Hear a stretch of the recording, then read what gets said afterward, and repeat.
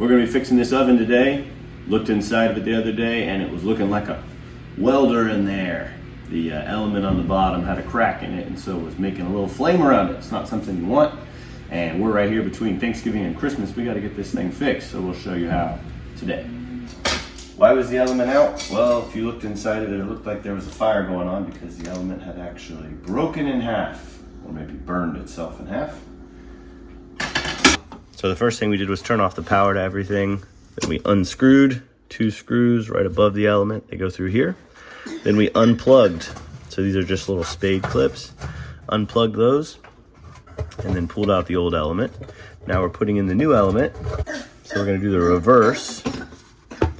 So we've got the racks out, we've got the element out, and back inside of here you got the 2 wires remaining.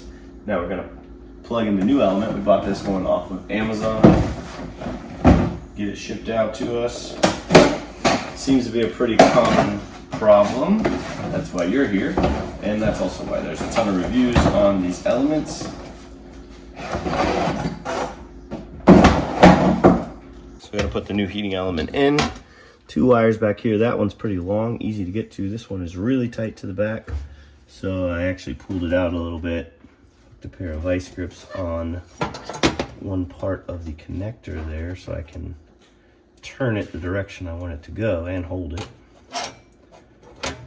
And then we're gonna run the spade clip in there.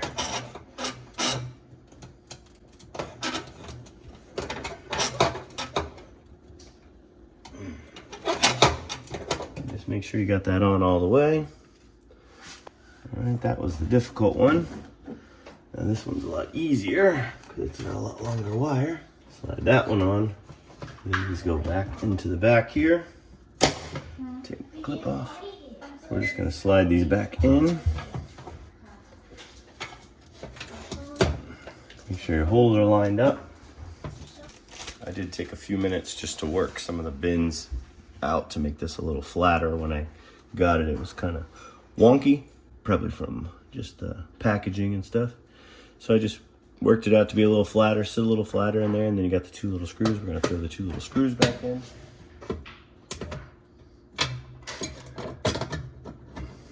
So we got the 2 screws in, adjusted this a little bit so it sits flat but doesn't, you know, touch, drag on the bottom or anything.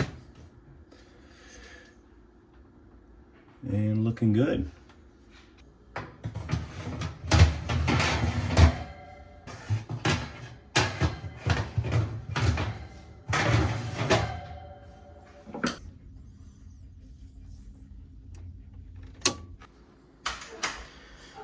All right, so we got the power back on here.